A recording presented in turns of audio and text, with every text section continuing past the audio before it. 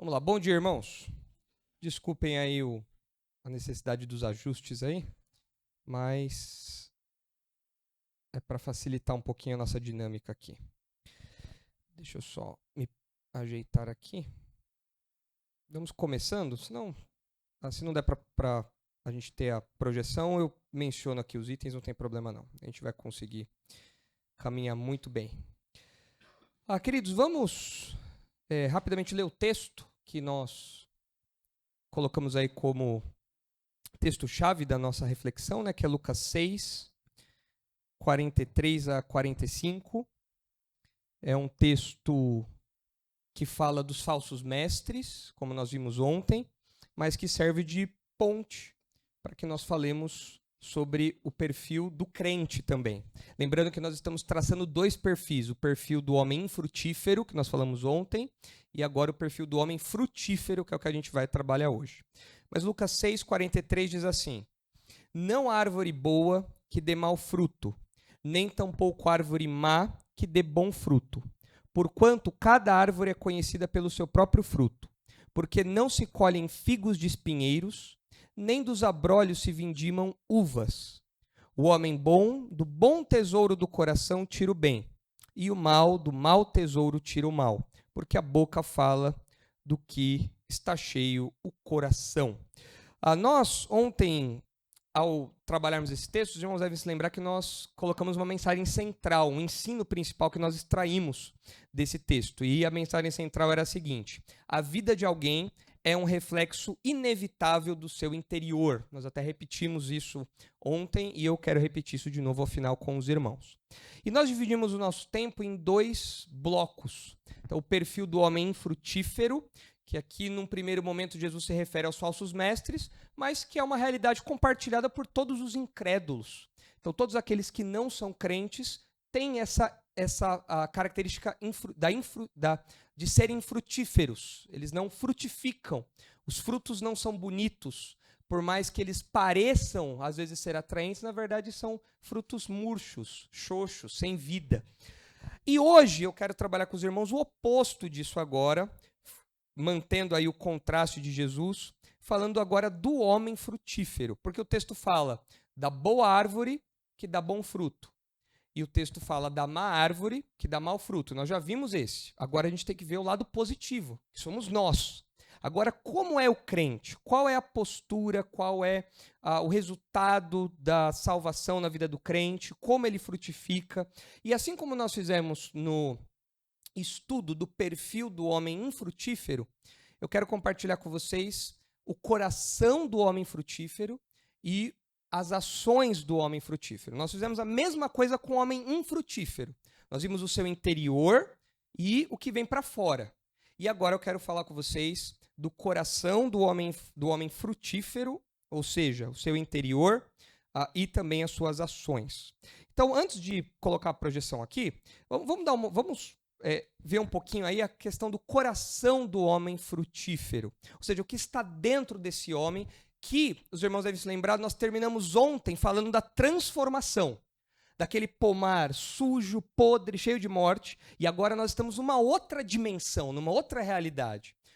Deus nos transformou de dentro para fora. Como é, então, o nosso interior agora, depois dessa transformação? Então, em contraste com os falsos mestres, Jesus fala dos cidadãos do reino. Quando ele fala aí da árvore boa, do homem bom, ele está falando de nós, daqueles que fazem parte do reino de Deus. E eles possuem uma avaliação positiva, eles são árvores boas, produtivas e úteis, que Jesus menciona aqui como a figueira, a videira. Eram árvores conhecidas, frutos conhecidos daqueles dias e que têm uma avaliação positiva. Agora, notem o seguinte, o texto fala aí do homem, do bom tesouro do seu coração, tira isso. E alguém pode pensar que Jesus esteja falando que o homem renovado, o cidadão do reino, ele é perfeito. Não, não é isso que o texto se propõe a dizer. A metáfora, a figura que Jesus usa, não está falando de alguém pecador e alguém que não peca em contraste. Não, nós continuamos pecadores. 1 João deixa isso muito claro para nós temos pecado. Mas a questão é que, apesar de não sermos moralmente perfeitos, um dia seremos, mas ainda não é o caso, nós somos indivíduos agora cujo coração, cujo interior é saudável, frutifica para o bem, É a diferença dos falsos mestres, que tem o interior corrompido, que frutifica para o mal, frutas podres, sujas, mortas. E Jesus disse que o homem bom, do bom tesouro do coração, tira o bem. Ou seja, essa transformação interior que o homem cristão experimenta, faz com que o seu depósito interior seja renovado. Agora ele pode tirar coisas boas de lá, porque ele foi transformado. De fato, se vocês olharem rapidamente em Ezequiel 36, vocês vão ver que o homem transformado, ele experimenta isso porque ele recebeu um novo coração.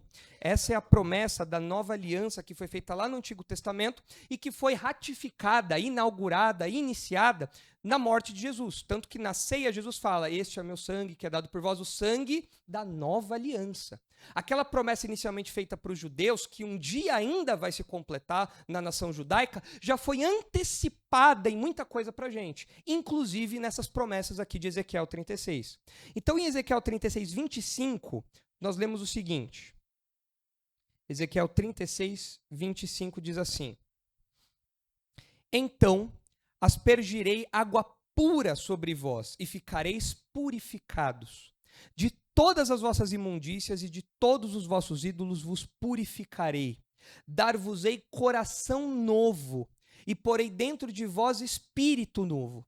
Tirarei de vós o coração de pedra, e vos darei coração de carne. Porei dentro de vós o meu espírito, e fareis que andeis nos meus estatutos, guardeis os meus juízos e os observeis. Como que o crente pode obedecer a Deus agora? Antes era impossível isso. Mas como é que alguém pode obedecer a Deus agora? É fácil. Fácil para Deus produzir isso em nós. Porque ele coloca um novo coração em nós e, junto com isso, o próprio Espírito vem e habita em nós. É ele que nos capacita agora a viver uma vida de obediência. É ele que nos capacita agora a viver uma vida que guarda os juízos de Deus, que se importa com as coisas de Deus. Porque ele renovou o nosso interior nesses termos aqui de Ezequiel. É interessante, se os irmãos olharem rapidinho Romanos 7, 4, os irmãos vão ver que é de fato a ação do Espírito Santo em nós que nos habilita a frutificar, que nos habilita a obedecer, e não a guarda da lei mosaica, por exemplo, como os judeus pensavam. Os judeus pensavam que, simplesmente por serem judeus, eles já eram automaticamente salvos, e pela guarda da lei mosaica, ali em todos aqueles detalhes, coisas que até eles inventaram, eles podiam então ter essa frutificação positiva, essa coisa boa, essa vida produtiva. Mas não é isso que acontece. Olha o que diz Romanos 7, no versículo 4, olha o contraste.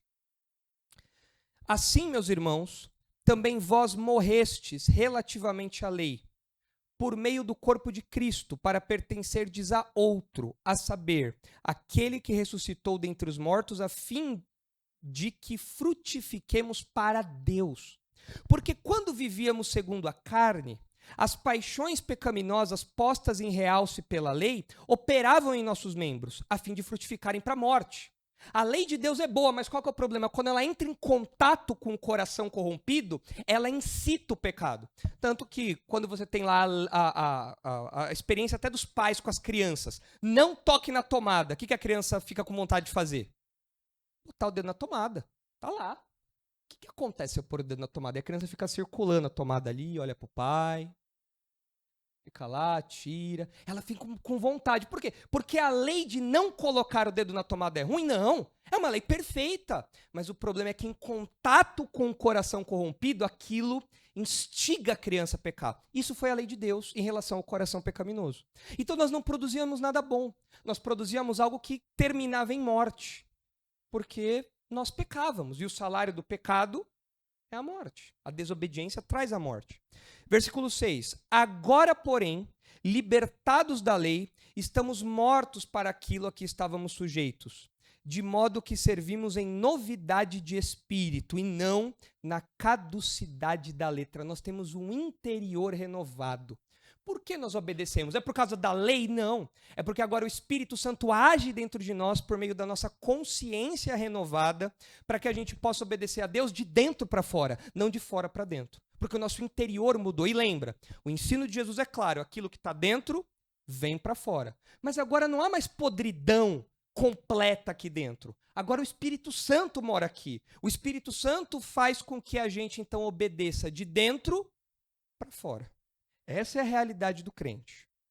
Esse é o coração do homem frutífero. Um coração transformado, habitado pelo Espírito Santo, que nos habilita agora a obedecer a Deus de verdade, do fundo do nosso coração. E quais são as ações do homem frutífero? Porque em contraste com o ímpio, em contraste com o homem perdido, o crente frutifica e floresce com vigor, exuberância, suculência, abundância. São frutos bonitos mesmos. São aqueles frutos que você vai na feira e você fala, nossa, dá até dó de comer esse fruto, porque ele está bonito, está brilhante. E quando você come, ele está docinho. É aquele fruto que te dá água na boca, que você quer mais, mais e mais. É isso que o crente produz agora, diferente do incrédulo. E a Bíblia fala várias vezes que o verdadeiro cristão frutifica obrigatoriamente. Não existe crente que não frutifica.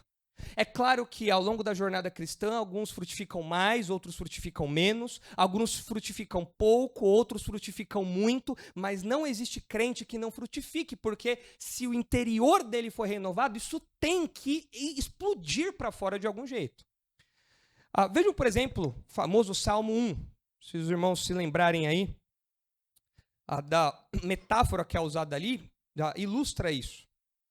Salmo 1, versículo 3 diz assim, que o homem justo é como árvore plantada junto à corrente das águas. Ou seja, que tem um constante alimento ali, ele tem tudo o que precisa, os nutrientes, a hidratação, tudo aquilo que ele precisa.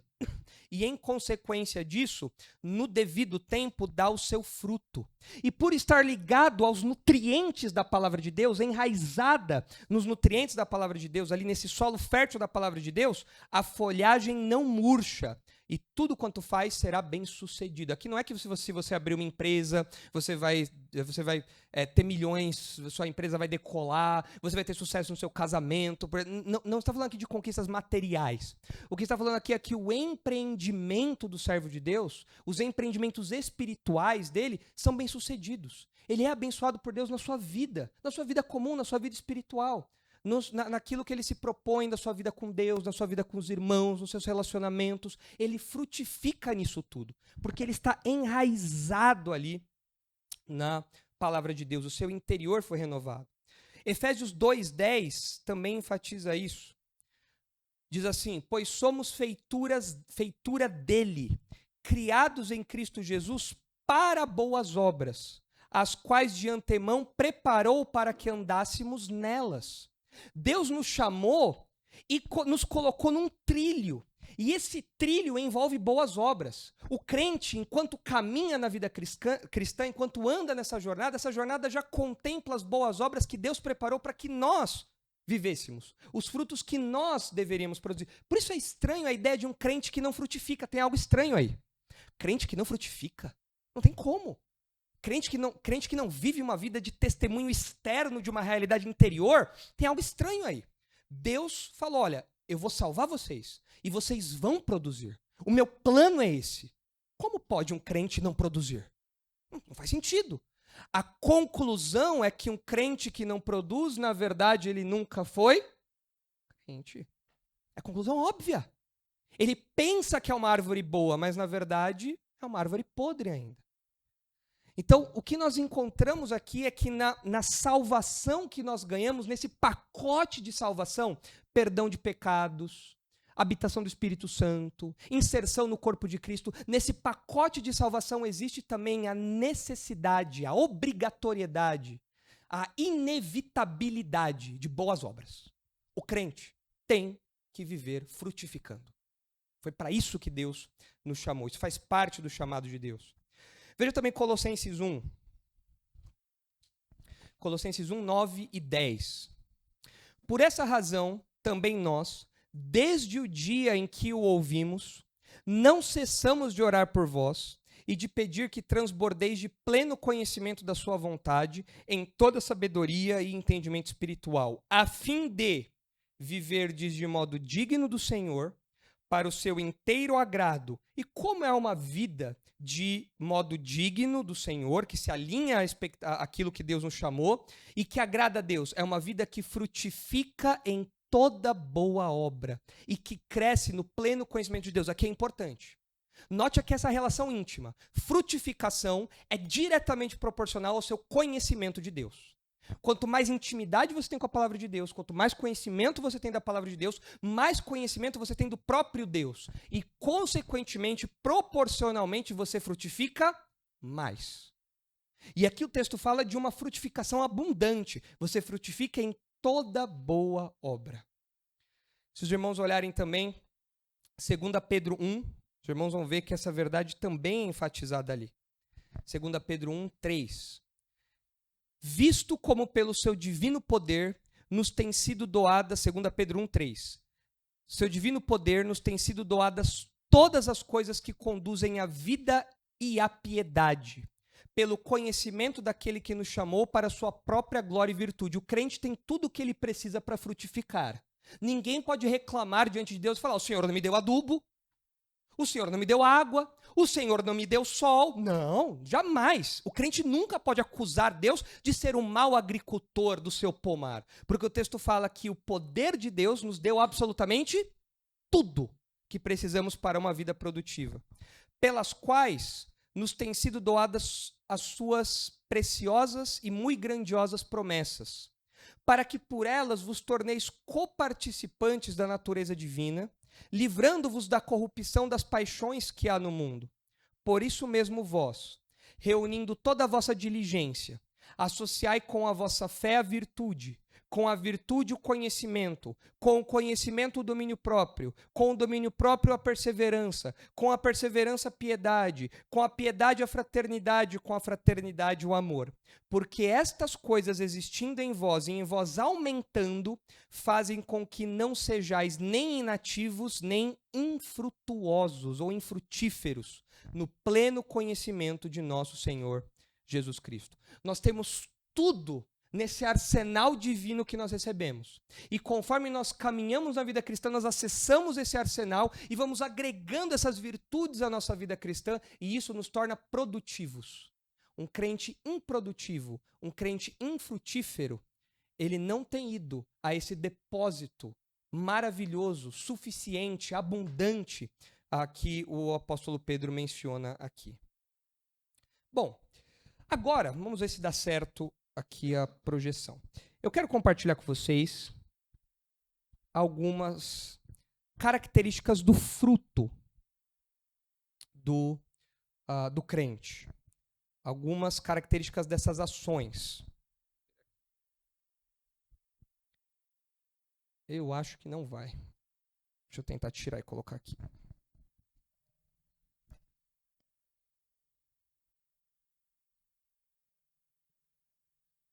Primeira hora apareceu, depois... Vamos ver se vai. Aqui a minha tela fica piscando toda hora, mas não conversa ali.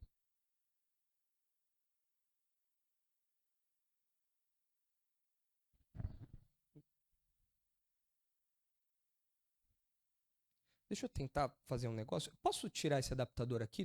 Dá para tirar ele? Deixa eu tentar ligar o VGA direto.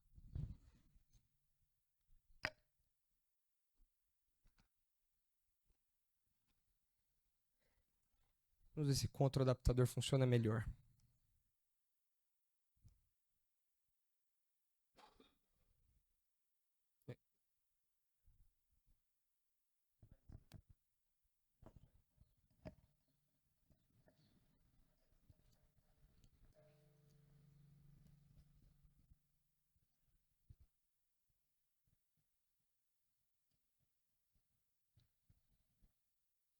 Vamos ver se agora vai.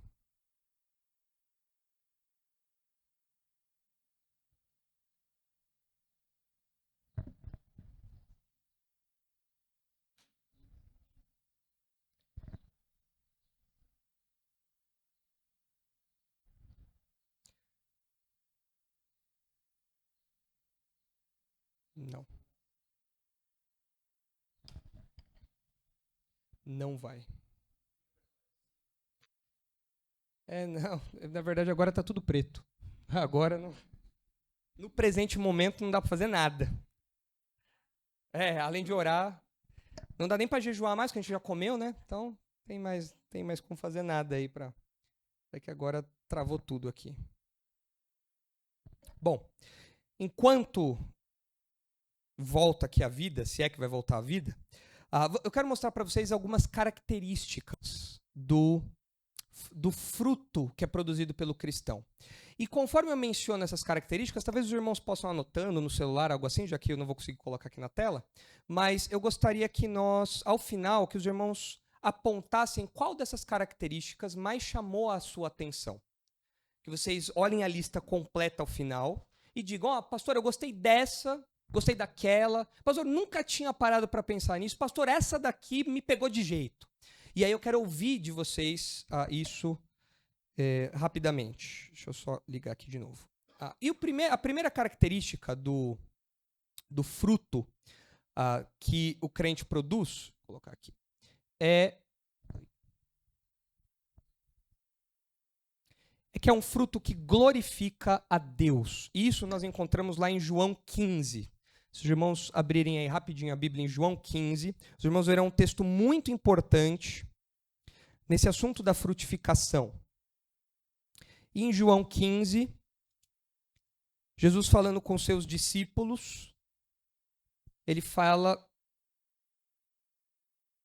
apresenta diversas verdades a respeito da frutificação.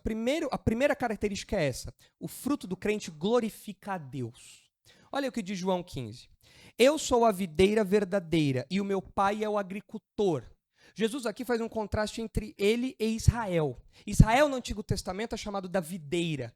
É aquela que quem se aproxima é beneficiado, porque é por meio de Israel, era por meio de Israel, que Deus distribuía suas bênçãos. E aqueles que se aproximavam de Israel eram abençoados. Eram galhos abençoados pelo tronco da videira. Mas agora, diante da incredulidade de Israel, diante da rejeição do Messias, Cristo se apresenta como a videira verdadeira. Cristo se apresenta como aquele que, se você está ligado a ele, você é abençoado. E ele diz que, além dele ser a videira verdadeira, o pai é o agricultor. É aquele que cuida do pomar, é aquele que cuida da horta, é aquele que cuida da frutificação ali. Todo o ramo que, estando em mim, não der fruto, ele o corta. E todo o que dá fruto, limpa, para que produza mais fruto ainda. Vós já estáis limpos pela palavra que vos tenho falado. Permanecei em mim, e eu permanecerei em vós. Como não pode o ramo produzir fruto de si mesmo, se não permanecer na videira, assim também nem vós o podeis dar, se não permanecerdes em mim. O que chama a nossa atenção aqui, que alguns entendem errado, no versículo 2, é que alguns pensam que esse versículo fala sobre perda de salvação. Se você não dá fruto, você vai lá e corta. Se você é um crente meia boca, que dá uns frutos meio feios, Deus vai lá e corta. Não. A figura de Jesus aqui, a ilustração de Jesus aqui, não é de um crente que produz pouco e um crente que produz muito, não. Aqui, quando ele fala de não dar fruto, ele está falando de um incrédulo. Aquele que de algum modo se aproxima de Jesus, que às vezes até professa ser crente, ele fala, olha, eu sou um ramo ligado na videira, mas na verdade ele não está ligado coisa nenhuma. Esse ramo não produz nada, ele não está ligado de verdade. Ele diz estar ligado, mas o coração dele não está ligado. Ele não é um discípulo de fato. Esse ramo, ele é tirado. E é jogado fora. E evidentemente ele não vai produzir nada, porque ele não está ligado à videira. Então o que Jesus fala aqui é de crentes incrédulos. Nesse contexto imediato aqui, se os irmãos olharem aí o capítulo anterior, se os irmãos olharem o que está acontecendo, Jesus está naquele momento da última ceia. Quem é o galho que parecia, afirmava, dizia estar ligado à videira, mas não estava? Qual é o nome desse galho? Judas. Ele não produziu nada de bom. Mas ele estava lá ao lado de Jesus o tempo todo. Mas ele não era um crente. Agora, você tinha os outros discípulos ali. Então, é esse o contraste que Jesus está fazendo. E nós encontramos aqui algo bastante interessante, porque o Senhor Jesus diz que os discípulos, eles são limpos para que produzam mais fruto ainda. De fato, o crente podado, ele é limpo, para que ele se torne cada vez mais frutífero. E o versículo seguinte nos fala um dos meios pelos quais Deus faz isso, que é por meio da sua palavra. O próprio Senhor Jesus, no capítulo 17, ele ora: santifica-os na verdade, a tua palavra é a verdade. Para você frutificar, você precisa ser limpo pela palavra de Deus. Mas é verdade também, pronto, consegui abrir aqui de novo. É verdade também que, por vezes, Deus nos limpa de outros modos, como a disciplina. Deus nos limpa muitas vezes por meio da chinelada, por meio da cinta, por meio da vara. Não é muito gostoso ser limpo desse jeito. É aquela sujeira que você precisa ficar esfregando e dói. É aquela árvore que você precisa cortar muita coisa para ela ficar produtiva de novo. Mas Deus, como bom agricultor, ele não larga o seu trabalho pela metade, ele cuida. Vejam o que diz, por exemplo, Hebreus 12.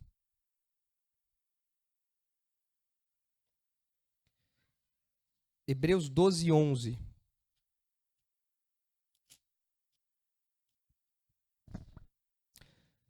Toda disciplina, Hebreus 12, 11. Toda disciplina com efeito no momento não parece ser motivo de alegria, mas de tristeza. Ao depois, entretanto, produz fruto pacífico aos que têm sido por ela exercitados, fruto de justiça. A correção de Deus produz algo bom em nós, algo positivo em nós, nos limpa para que nós produzamos mais. Então Deus nos limpa pela sua palavra, como Jesus diz aqui, mas nós aprendemos por Hebreus que por vezes Deus também nos limpa de outras formas, por meio da disciplina. Diante de um pecado obstinado, diante de um ídolo do nosso coração que tem que ser esmagado, moído, para que Deus assuma um lugar de exclusividade, Deus por vezes nos disciplina. Agora, voltando para João 15, que nós estamos falando que a primeira característica dos frutos cristãos é que eles glorificam a Deus. Olhando para as palavras de Jesus aqui, nós vemos na sequência o seguinte. Versículo 4. Permanecerei em mim e eu permanecerei em vós. Como não pode o ramo produzir fruto de si mesmo, se não permanecer na videira, assim nem vós o podeis dar, se não permanecerdes em mim. Eu sou a videira e vós os ramos. Quem permanece em mim e eu nele, esse dá muito fruto, porque sem mim nada podeis fazer. Nós dependemos inevitavelmente da seiva, do alimento, da ação de Jesus em nós, sem a qual nós não poderíamos fazer nada, produzir nada. É Deus que produz, é o próprio Senhor Jesus que produz isso em nós por meio do Espírito que habita em nós. Mas, nós temos que equilibrar essa nossa visão com a nossa responsabilidade no processo de santificação também. Porque lá em Filipenses 2, o apóstolo Paulo fala: desenvolvei a vossa salvação com temor e tremor. Desenvolver a salvação é um sinônimo de santificação. Faça com que a santificação de vocês cresça, a vida cristã de vocês cresça. E ele fala: porque é Deus que efetua em vós tanto querer como realizar. Mas como ele dá uma ordem para eu desenvolver, como ele me dá uma ordem para eu frutificar, se é ele que produz isso em mim? Não parece uma contradição? Sim, é o paradoxo da vida cristã. Nós temos uma ordem e nós temos que cultivar as virtudes, os frutos da nossa vida. Mas, por outro lado, quem faz isso em nós e o desejo de fazer isso vem de Deus. E nós temos que aceitar esse paradoxo, viver com esse paradoxo, e vivemos muito bem com isso. Nós somos responsáveis, em parte, pela nossa santificação, mas nós só o podemos fazer porque Deus que nos habilita a querer e poder fazer isso. Mas longe de Cristo, é impossível frutificar. O texto continua, versículo 6. Se alguém não permanecer em mim, será lançado fora, à semelhança do ramo, e secará. E o apanham, lançam no fogo e o queimam. Se permanecerdes em mim, e as minhas palavras permanecerem em vós, pedirei o que quiserdes e vos será feito.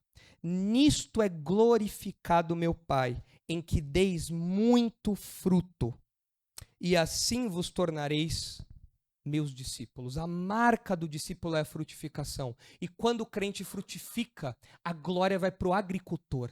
Ninguém chega numa horta, ninguém chega num pomar e começa a exaltar as árvores. Olha, macieira, você está de parabéns, viu? Olha, laranjeira, meus parabéns. Ó, excelente trabalho. Não. Você parabeniza quem? O agricultor, o dono daquele pomar. Olha, o seu trabalho foi excelente. Irrigação perfeita, terra bem adubada, poda bem feita, frutos bonitos, parabéns. Quando as pessoas olham para o crente, eles veem uma árvore bonita. E a glória não vai para nós, a glória vai para o agricultor, vai para o Senhor. E nós, como crentes, temos que ter a noção disso. Se eu produzo algo bom, a glória não é para mim. Porque sem o Senhor eu não produziria nada. Zero. A glória é para Ele. Então essa é a primeira característica do fruto cristão. São frutos que glorificam a Deus. Vai anotando aí na listinha, porque depois eu quero ver qual vocês mais gostaram aí. O próximo fruto, a próxima característica do fruto, é que são frutos que mostram a conversão genuína de alguém. Além de serem frutos que glorificam a Deus, são frutos que mostram a conversão genuína de alguém. Lá em Mateus 3, João Batista fala para os que o ouviam que eles deveriam produzir frutos dignos de arrependimento. Ou seja, frutos que mostrassem o arrependimento. Algo exterior que evidenciava um arrependimento interior. E de fato, se os irmãos olharem, por exemplo, 1 Tessalonicenses 1, os irmãos verão que o apóstolo Paulo, ao falar da fé dos tessalonicenses, ao falar da divulgação do exemplo deles, ele menciona exemplos que confirmavam a conversão daquelas pessoas. Olha, é 1 Tessalonicenses 1:3. Recordando-nos diante de Deus, diante do nosso Deus e Pai, da operosidade da vossa fé, ou seja, uma fé que trabalha, uma fé que produz, da abnegação do vosso amor, um amor sacrificial, e da firmeza da vossa esperança em nosso Senhor Jesus Cristo, reconhecendo, irmãos, amado de Deus, a vossa eleição. Eu olho para alguém e falo, peraí, ele é crente. E ele é crente de verdade, por quê? A fé dele é operosa, o amor dele é abnegado e ele tem uma esperança firme. São evidências, são frutos de uma transformação interior. Se você tem isso na sua vida exteriormente, você só pode ter isso exteriormente porque algo aconteceu dentro de você. Não por acaso, os irmãos conhecem o famoso texto de Tiago 2, em que Tiago diz que o verdadeiro crente não é apenas aquele que tem uma confissão adequada, mas é aquele que evidencia a sua fé por meio das suas ações. São justamente essas ações que testificam a sua salvação. Nós lemos em Tiago 2, versículo 14, o seguinte: meus irmãos, qual é o proveito se alguém disser que tem fé, mas não tiver obras? Pode acaso semelhante fé salvá-lo? Resposta: não. Uma fé sem obras, não é que você precisa da fé mais obras para ser salvo, não. É que uma fé sem obras não é a fé que salva, não é a fé verdadeira, porque a fé obrigatoriamente produz. Veja aí agora o versículo 17. Assim também a fé, se não tiver obras, por si só está morta. Mas alguém dirá, tu tens fé e eu tenho obras. Mostra-me essa tua fé sem as obras, e eu com as obras te mostrarei a minha fé. Crês tu que Deus é um só? Fazes bem, até os demônios creem e tremem. Ortodoxia por si só não é garantia de salvação, porque os demônios são muito ortodoxos. Tem muitos incrédulos por aí que você conversa com eles, eles falam, não, Jesus é joia, Jesus é excelente. Não, Deus, nós não somos nada sem Deus. Eles têm uma confissão muito ortodoxa na sua teologia, mas isso por si só não é garantia de salvação, não é evidência de salvação, porque você precisa não só de uma fé que fala, mas de uma fé que faz, ou seja, uma fé que frutifica. Ele continua, queres, pois, ficar certo, ó homem insensato, de que a fé sem obras é inoperante? Não foi por obras que Abraão, nosso pai, foi justificado quando ofereceu sobre o altar o próprio filho Isaque? Vês como a fé operava juntamente com as obras. Com efeito, foi pelas obras que a fé se consumou. É essa a ideia aqui de Abraão ter sido justificado pelas obras. Não é que as obras salvaram Abraão, mas as obras evidenciaram a fé de Abraão, concretizaram a fé de Abraão. E veja agora o versículo 26. Porque assim como o corpo sem espírito é morto, assim também a fé sem obras é morta. Então, nós percebemos aqui essa relação inevitável. E é curioso que muitos crentes sofrem, se angustiam, porque não têm segurança da salvação. Eles vivem desesperados. Será que eu sou salvo mesmo? Não sei, porque eu pequei, porque eu fiz isso, porque eu fiz aquilo. Será que eu sou um salvo de verdade? Eu não tenho certeza. As pessoas não têm, muitas vezes, convicção, segurança da salvação. Por quê? Porque muitas vezes elas não estão frutificando como deveriam. Porque quando você vê o fruto, a macieira não se questiona. Será que eu sou uma macieira mesmo? É simples, é só ela ver os galhos dela. Eu estou vendo uma maçã. Se eu estou produzindo maçã é porque eu sou uma macieira. A bananeira não fica, será que eu... Não, estou vendo aqui a banana pendurada, o cacho aqui. Eu sou uma bananeira, eu produzo bananas. O crente que não vê frutos, ele fica com medo. Será que eu sou crente mesmo? Será que aconteceu alguma coisa? Agora, o crente que é produtivo, o crente que vê os seus frutos em abundância, os seus frutos maduros caindo ao seu redor, ele tem convicção, ele descansa. Eu sou um filho de Deus, porque eu estou produzindo. O Senhor está agindo em mim e, portanto, eu estou seguro da ação de Deus. Muito bem, então essa é a segunda característica aí dos frutos. Então, em primeiro lugar, são frutos que glorificam a Deus. Frutos, em segundo lugar, que mostram a conversão genuína. E agora, frutos relacionados à santificação pessoal. Estão conseguindo acompanhar tudo? Ok. Vejam aí o que diz Romanos 6. Vamos rapidinho para Romanos 6. Romanos 6, 21.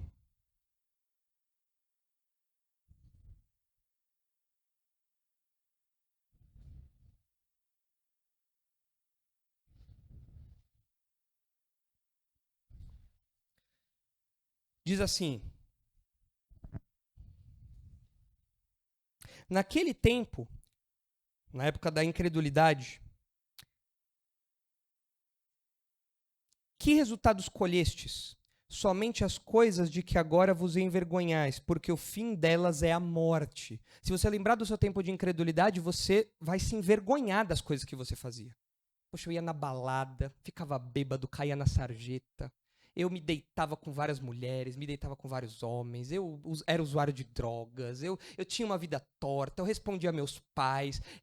Hoje eu olho para isso, eu tenho nojo, eu tenho vergonha. É isso que acontecia na nossa época de incredulidade. E agora, com novos afetos, com uma nova visão, isso nos entristece, isso nos envergonha. É isso que o apóstolo Paulo diz aqui. Versículo 22.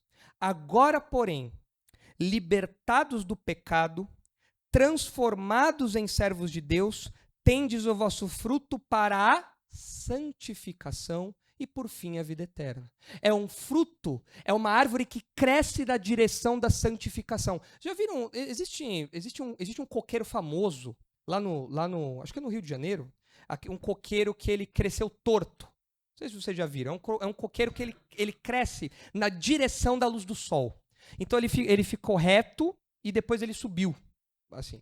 É muito curioso isso. Depois os irmãos podem ver uma foto disso. Por quê? Porque ele cresce seguindo, de algum modo, a direção ali da luz. O crente, ele cresce na direção da santificação. Porque ele cresce na direção de reproduzir na sua vida as virtudes de Deus. É como se Deus fosse esse sol. E o crente vai crescendo na direção do sol. Cada vez mais santo. E qual que é o fim disso? Quando que ele atinge esse auge? Na vida eterna. Quando aí sim, livre de todo pecado, nós desfrutaremos da companhia de Deus para sempre, das virtudes de Deus impressas em nós, sem a presença do pecado. Então, o que antes, no versículo 21, terminava em morte, agora termina em vida eterna. E nesse caminho nós vamos nos santificando, frutificando para a santificação. Olha também Efésios 5.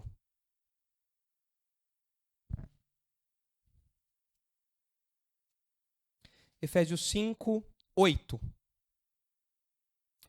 Pois outrora erais trevas, porém agora sois luz no Senhor, andai como filhos da luz. Porque o fruto da luz consiste em toda bondade e justiça e verdade, provando sempre o que é agradável ao Senhor. O que o crente produz na sua vida? Ele produz bondade, justiça e verdade. O crente se torna alguém conhecido pelas suas boas obras, por ser alguém bondoso. O crente não é alguém maldoso. Ele é conhecido pela sua justiça, o seu caráter íntegro. E ele é conhecido pela verdade, naquilo que ele fala, nos seus relacionamentos. É isso que ele produz. Diferente do que alguns mestres libertinos ensinam, alguns falsos mestres libertinos ensinam, a regeneração não gera uma vida de pecado. Desde os dias de João, do apóstolo João, desde os dias do começo do Novo Testamento, alguns falsos mestres falavam, não, se você é crente, fica tranquilo, você é livre para viver do jeito que você quiser. Mas e o pecado? Não, o pecado não te afeta mais porque você já é um crente. A gente tem que mudar essas ideias todas. Isso já acontecia lá atrás. E olha o que João escreve em 1 João 3,9 a respeito disso. A regeneração gera uma vida de santidade, não de pecado. Ninguém se torna crente e peca mais. Isso não existe. Você se torna crente, você tem que pecar menos. Olha aí, 1 João 3,9. Todo aquele que é nascido de Deus não vive na prática do pecado, pois o que permanece nele é a divina semente. Ora, esse não pode viver pecando porque é nascido de Deus. Qual é a marca da vida do crente? É o pecado? Não. É o fruto positivo, bonito. Diferente do que acontece com os incrédulos. Então, primeira característica do fruto cristão, é que eles são frutos que glorificam a Deus. Segundo, frutos que mostram a conversão genuína. Terceiro, frutos relacionados à santificação pessoal. Quarto, frutos que se expressam em virtudes relacionais. Texto famosíssimo de Gálatas 5. Veja aí, abra aí rapidinho, Gálatas 5, 22. Mas o fruto do Espírito ou seja, o que o Espírito Santo produz em nós? Amor, alegria. O crente é conhecido nos seus relacionamentos por ser amoroso. O próprio Jesus disse isso, que os outros olhariam para nós e pelo amor que nós demonstramos um para o outro, o cuidado, a preocupação com o bem-estar alheio, o altruísmo, isso as pessoas reconheceriam que nós somos de fato crentes. Amor, alegria. Nossos ajuntamentos precisam ser ajuntamentos alegres, não necessariamente ajuntamentos bagunceiros, porque bagunça não é sinônimo de alegria, mas ajuntamentos alegres. Nós devemos olhar para a cara do irmão e estarmos felizes. Não adianta você estar aqui no retiro, todo sorrindo, você olha para o lado, o teu irmão está lá. Ranzinza, rabugento, batizado no suco de limão. Não. Feliz irmão, estou alegre. Vamos fazer a trilha aqui de 3 horas juntos, aqui saltitantes. Aí não é exagero, né? Aí não precisa tanto assim, não. Mas felizes, alegres. Olha que legal, vamos comer agora aqui um feijão junto. Vamos comer como que é o feijão aqui que tem o... Como? Revirado. Vamos comer um revirado junto, rindo, sorrindo, feijão caindo na boca de alegria. Todo mundo alegre, feliz. Por quê? Porque eu estou no meio do povo de Deus. E os nossos relacionamentos têm que ser marcados por alegria.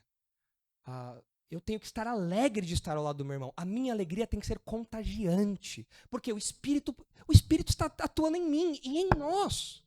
Eu tenho que frutificar alegria. E ele continua. Amor, alegria, longanimidade, precisamos de paciência. Não é fácil lidar com alguns irmãos porque eles têm muitos espinhos. É difícil. Mas nós precisamos de paciência porque nós somos difíceis também. Benignidade e bondade é o fazer boas coisas e a ter a disposição em fazer boas coisas. É a pessoa que tem interiormente uma disposição positiva e que faz isso. Fidelidade, algumas traduções trazem fé, não é a pessoa crer. Fidelidade aqui é a pessoa ser confiável, você não apunhala os irmãos pelas costas, você não é alguém traiçoeiro, você é alguém digno de confiança. Pastor, pode ficar tranquilo que isso aqui está comigo. Então eu vou confiar que ele está fazendo isso. Pastor, eu ouvi tal coisa, você não está fofocando não, né? Pastor, eu sou crente não fofoca. Eu não pego ninguém pelas costas, eu não apunhalo. O meu fruto é um fruto de fidelidade. Você pode confiar em mim, o que eu falo é a verdade. Eu não sou traiçoeiro, eu não sou traidor. Essa é a fidelidade aqui. Mansidão, domínio próprio. Contra essas coisas não há lei. Veja também Tiago 3, que mostra que os frutos se expressam em virtudes relacionais. E lembre-se, você tem que ver qual você mais vai gostar aí desses pontos, hein? Olha aí Tiago 3. Tiago 3,14. Se pelo contrário tendes em vosso coração inveja amargurada e sentimento faccioso, nem vos glorieis disso, nem mintais contra a verdade. Esta não é a sabedoria que desce lá do alto, antes é terrena, animal e demoníaca. Relacionamentos marcados por inveja, por facção, isso daí é fruto de uma mentalidade carnal, demoníaca, maligna. Uma sabedoria mundana. Agora veja o contraste com isso. 17.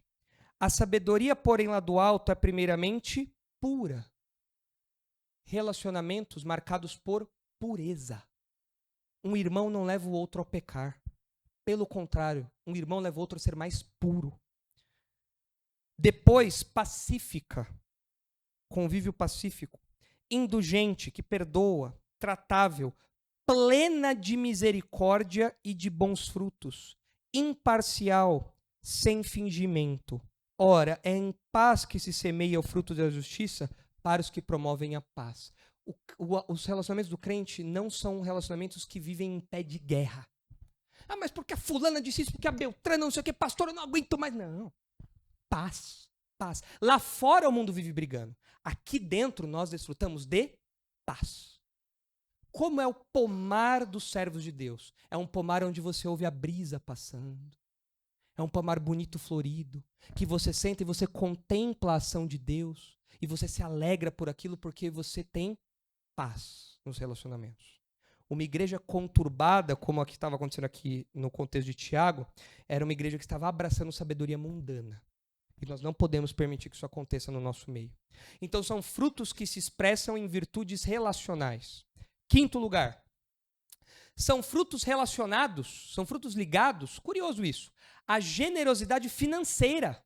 Olha só, o crente às vezes tem escorpião no bolso, né? Não, quando fala de algum projeto, ajudar alguma igreja, o que ele fala não sei muito bem, mas a Bíblia fala que um dos frutos da ação de Deus em nós é a generosidade financeira. Olha aí o que diz Romanos 15.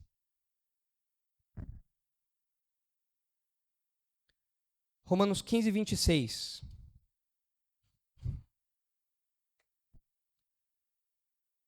Porque aprouve a Macedônia e a Acaia levantar uma coleta em benefício dos... Opa, peraí. Preciso daquela página. Desculpa, irmãos, é porque a minha Bíblia está em fascículo já. E para ficar mais fácil aqui, eu tirei a página. Mas agora eu preciso dela. Então vamos lá, pronto. Aqui estava pulando de Romanos para Coríntios, 1 Coríntios 4 direto. Aí está faltando essa página aqui. Agora está certo, vamos lá. Porque aprove a Macedônia e a Acaia levantar uma coleta em benefício dos pobres, dentre os santos que vivem em Jerusalém. Isto lhes pareceu bem, e mesmo lhes são devedores, porque se os gentios têm sido participantes dos valores espirituais dos judeus, devem também servi-los com bens materiais. Tendo, pois, concluído isto, e havendo-lhes consignado este fruto, passando por vós, irei à Espanha. O que o Paulo está falando aqui é o seguinte, olha, os judeus, eles compartilharam conosco as bênçãos espirituais deles. Nós devemos ajudá-los nas necessidades materiais. O que é maior, o espiritual ou o material? Espiritual. E eles nos deram o espiritual. Então nós, movidos de amor e compaixão e preocupação, nós vamos ajudá-los materialmente porque eles precisam disso. E essa ação, essa contribuição, a Bíblia chama de fruto. O fruto, é a maçãzinha da contribuição, da generosidade financeira. Veja aí também Filipenses 4. Segura aqui de novo, por favor. Filipenses 4, 4:16. Porque até para Tessalônica mandastes não somente uma vez, mas duas, o bastante para as minhas necessidades. Não que eu procure o donativo, mas o que realmente me interessa é o fruto que aumente o vosso crédito. Aqui não é crédito para salvação, tá? Não é compra de indulgência isso daqui. Quando fala que a contribuição deles aumentaria o crédito, a ideia aqui é que os filipenses estavam acumulando tesouros eternos. Eles estavam investindo naquilo que é transcendente, usando aquilo que é material para investir no reino de Deus. E isso, Paulo fala que é um fruto bonito. E de fato nós vemos isso. Quando os irmãos precisam de algum apoio dentro da igreja, quando outros irmãos de outras cidades, outros lugares precisam de apoio por uma tragédia, como que aconteceu aqui em Porto Alegre no ano passado, várias igrejas se mobilizando para ajudar os irmãos que estavam sem casa, igrejas que tinham sido destruídas. O que é isso? É o fruto. E é um fruto bonito que o crente deve pedir que o Senhor produza na vida dele. Frutos ligados à generosidade financeira. Então, recapitulando aí, já estamos quase no finalzinho da lista. Características dos frutos cristãos. São frutos que glorificam a Deus, frutos que mostram a conversão genuína, frutos relacionados à santificação pessoal, frutos que se expressam em virtudes relacionais, frutos ligados à generosidade financeira. Agora aqui vem uma parte difícil, porque produzir não é só coisa boa, não. Tem uma parte difícil da produção de fruto. São frutos com altos custos pessoais. Produzir, frutificar, custa, às vezes. Veja o que diz Hebreus 13. Hebreus 13, 15. Os irmãos vão entender o que eu quero dizer com isso. Frutos com altos custos pessoais. Hebreus 13, 15. Por meio de Jesus, pois, ofereçamos a Deus sempre sacrifício de louvor, que é o fruto de lábios que confessam o seu nome. Sacrifício de louvor não é aqui você cantar com a mão levantada, não é você cantar de olho fechado assim, né? Eu estou sacrificando. Não é isso. Sacrifício de louvor aqui em termos técnicos, é o que eles chamam de um genitivo epesegético. Uma coisa explica a outra, é isso. Sacrifício de louvor, nós poderíamos traduzir assim: os sacrifícios que são o louvor. É um louvor que é marcado por sacrifício. Essa é a ideia aqui. O sacrifício é o louvor. E por vezes, as palavras de louvor, ou seja, os elogios que nós fazemos para Deus, as palavras de gratidão, de engrandecimento que nós dirigimos a Deus, elas para nós são custosas, elas são sacrifícios. Muitas vezes, nós sofremos enquanto louvamos a Deus. Os crentes aqui de Hebreus, eles estavam passando por perseguição, prisão, perda de bens, mas eles deveriam continuar louvando. Vocês lembram de alguém do Antigo Testamento que louvou a Deus desse jeito aqui, mesmo em meio às maiores tragédias que alguém pode passar? Quem? Jó. O Senhor deu, o Senhor levou. Bendito seja o nome do Senhor. Isso é um sacrifício de louvor. Isso, o texto fala aqui, que é um fruto de lábios que confessam o teu nome. Quando nós fazemos isso, nós estamos frutificando a uva do sacrifício de louvor. A maçã do sacrifício de louvor. E ela é bonita, mas ela é sofrida. Ela custa. É um custo alto. Vejam o que diz Jeremias 17.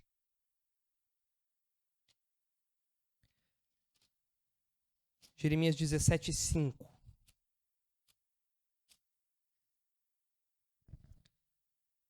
Assim diz o Senhor: maldito o homem, Jeremias 17, 5. Maldito o homem que confia no homem, faz da carne mortal o seu braço e aparta o seu coração do Senhor. Porque será como o arbusto solitário no deserto, e não verá quando vier o bem. Antes morrerá nos lugares secos do deserto, na terra salgada e inabitável. Depositar toda a sua esperança, toda a sua fé, toda a sua confiança no homem e naquilo que o homem produz não é seguro. Você vai terminar num deserto, sem fruto nenhum. Mas olha o contraste, versículo 7. Bendito o homem que confia no Senhor e cuja esperança é o Senhor, porque ele é como árvore plantada junto às águas, que estende as suas raízes para o ribeiro, e não receia quando vem o calor, mas a sua folha fica verde. Ou seja, ele continua vivo, com vigor, saúde, produtivo, mesmo no calorão, mesmo debaixo ali da seca. Olha só como ele continua. E no ano de sequidão, não se perturba, nem deixa de dar fruto. Queridos, é só o crente, só o povo de Deus consegue frutificar no meio do sofrimento. Só. O ímpio no meio do sofrimento, ele amaldiçoa Deus. Ele abandona tudo, abandona a família, vai embora. Ele tira a própria vida, o crente não. O crente, desse sofrimento, ele frutifica. Ele dá um fruto bonito. E as pessoas olham para isso e falam, como pode? Olha essa doença. Olha essa penúria financeira. Olha essa dificuldade que ele está passando. Como ele pode viver feliz? Como ele pode louvar a Deus com isso? Como? É o fruto. É o sacrifício de louvor. E eu continuo frutificando independentemente das circunstâncias, porque eu estou enraizado em Deus. E eu não dependo do clima ao meu redor. Pode estar com abundância de chuvas ou com sequidão. O crente continua produzindo. E, inclusive, ele até mesmo abençoa os que estão ao seu redor, mesmo em meio às tormentas. É curioso esse fenômeno. Às vezes você está passando por uma dificuldade na sua vida e você fala assim, poxa, está muito difícil, tudo mais, você se lamenta, e aí você conversa isso com o irmão. E quando o irmão começa a falar dos problemas que estão acontecendo na vida dele, você fala, eu acho que meus problemas não são tão grandes. Mas aquele irmão, ele está confiante, seguro. Ele deita a cabeça no travesseiro e dorme. E aquilo te encoraja. Aquilo te fortalece pelo exemplo dele.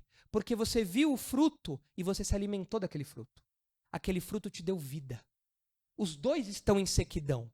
Ele está no meio de um calorão, mas ele está frutificando. E você também está no meio de um calorão, mas você também está frutificando. E mais, você está abençoando as pessoas ao seu redor. E você está sendo alimentado, fortalecido, revigorado por aquilo que o seu irmão está falando, está contando, está expressando na vida dele. Então são frutos com altos custos pessoais. E por fim, são 7 características aí.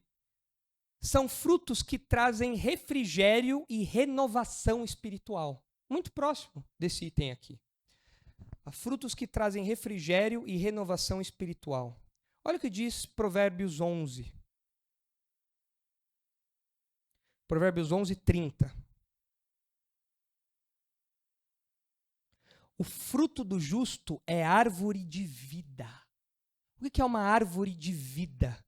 É uma influência que dá vida e provisão aos outros. O justo, a vida dele, é uma vida marcada por vigor para ele e por refrigério, provisão para os outros. É o que Paulo fala que Filemão fazia em Filemão 7. Os irmãos podem ver depois, a curta carta de Filemão.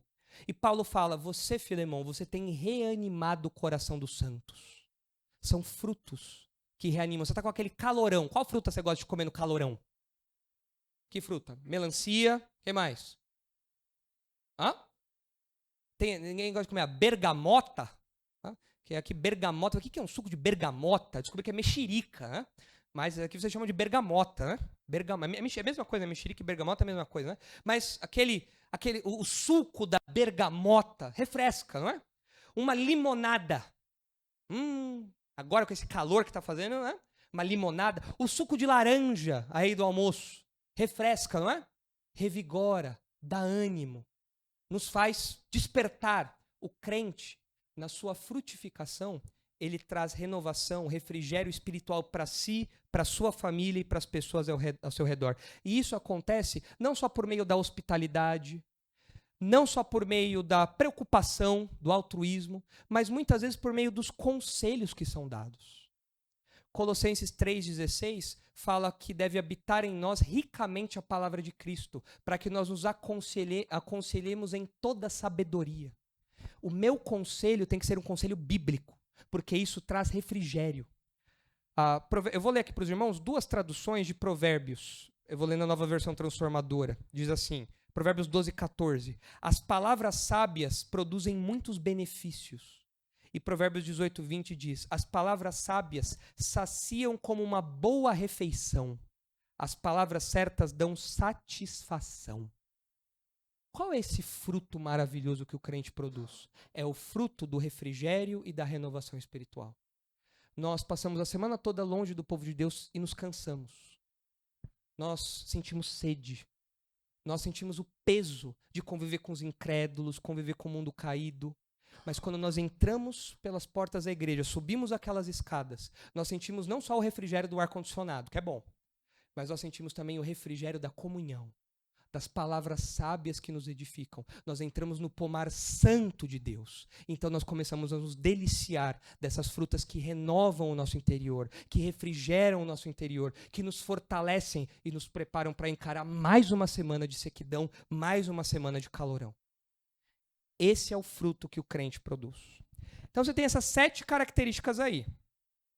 São frutos que glorificam a Deus, frutos que mostram conversão genuína, frutos relacionados à santificação pessoal, frutos que se expressam em virtudes relacionais, frutos ligados à generosidade financeira, frutos com altos custos pessoais e frutos que trazem refrigério e renovação espiritual. Agora, a palavra está com vocês. Tem tempo ainda, pastor? Dá? Qual dessas 7 características vocês mais gostaram? Vocês gostaram da uva que glorifica a Deus, da maçã da conversão genuína, da pera da santificação pessoal, da bergamota das virtudes relacionais, do mirtilo da generosidade financeira? Eu estou falando todas frutas que eu sei, eu não sei muitas. O melão dos altos custos pessoais ou a laranja do refrigério e da renovação espiritual? E aí? Levanta a mão e fala, eu gostei desse, pastor. Agora é a hora, vai lá. Pode levantar a mão e falar. Só falar, gostei desse, gostei daquele. Está com vocês agora a palavra. Vamos lá. Bergamota. Eu nem lembro o que eu falei da bergamota. A bergamota era qual aqui? Virtudes relacionais. Legal, ok, ótimo. Ali.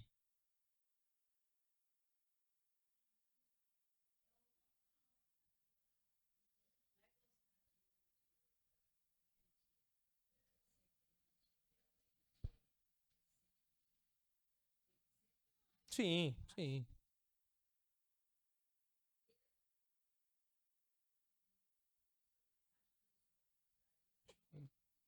O conjunto todo. Mas o primeiro foi o que mais chamou a atenção da senhora. Glorificar a Deus. Né? Temos que ser árvores que glorificam a Deus. Árvores bonitas. Nada de ser árvore mirrada. A árvore mirrada não pode. O que mais? Qual mais? Alto custo pessoal. Ok. Que mais?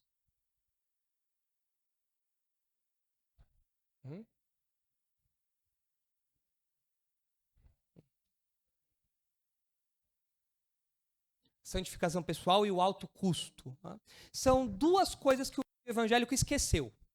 Na mentalidade do meio evangélico, o crente não precisa ser santo, ele pode ser igualzinho ao mundo. Igualzinho. Pode ter o mesmo linguajar do mundo, os mesmos hábitos de lazer do mundo, igualzinho. E o mundo não prega mais o custo de ser cristão. Não prega mais isso. Não prega mais a postura do crente em meio às dificuldades, tudo mais, por causa da teologia da prosperidade, da teologia coach, tudo isso. A gente tem que lembrar, frutificar é frutificar desse jeito aqui. O que mais? Que outras características aí? Pode levantar a mão e falar.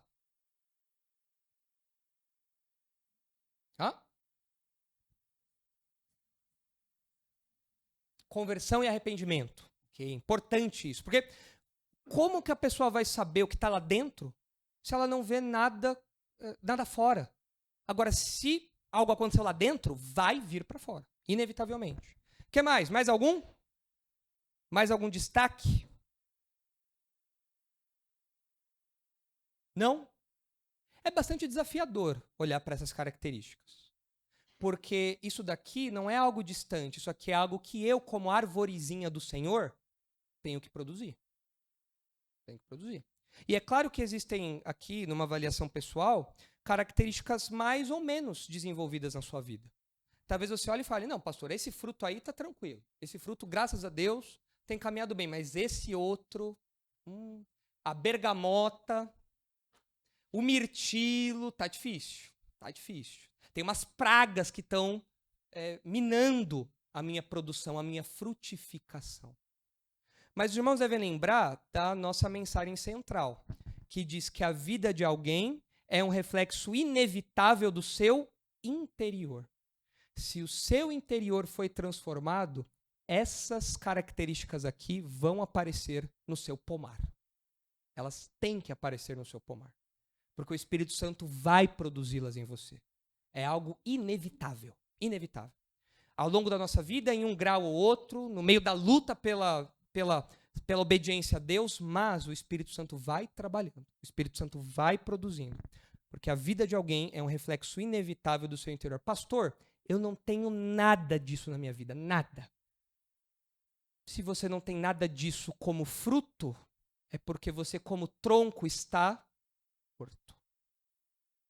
Você é uma árvore má, que dá frutos maus. Você precisa se tornar uma árvore boa para dar esses frutos aqui. E isso só acontece por meio do Evangelho. Só acontece por meio da fé em Jesus. É uma transformação completa que o próprio Jesus, o próprio Espírito Santo, o próprio Deus opera em nós. Vamos repetir a mensagem central, então, para a gente finalizar aqui? A mensagem central é: a vida de alguém é um reflexo inevitável do seu interior. E a gente fecha o ensino de Jesus em Lucas 6, 43 a 45. Todos juntos, então. A vida de interior. Amém. Vamos orar? Pastor Fernando, já pode orar, por favor, para terminar o nosso tempo aqui. Queridos, muito obrigado pela paciência de vocês, especialmente hoje com esse probleminha aí da tecnologia.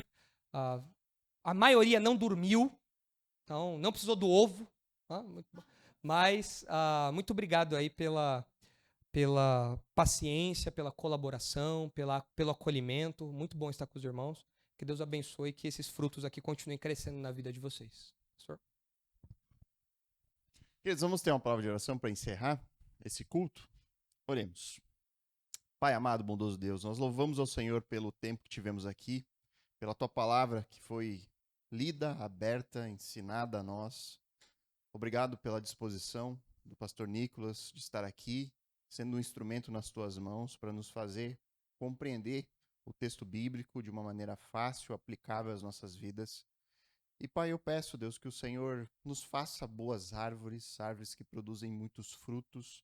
Nós sabemos que nós precisamos do Teu Santo Espírito para regenerar o coração. Então, se há porventura alguém ainda aqui, Deus, que não teve o seu coração regenerado, que o Senhor opere esse milagre, para que todos nós juntos possamos ser esse pomar maravilhoso que foi bem descrito aqui através dos textos.